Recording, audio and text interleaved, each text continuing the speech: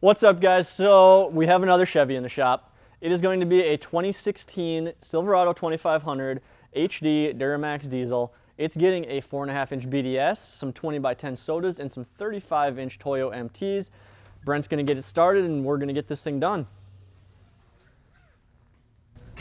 Who is this Brent guy that you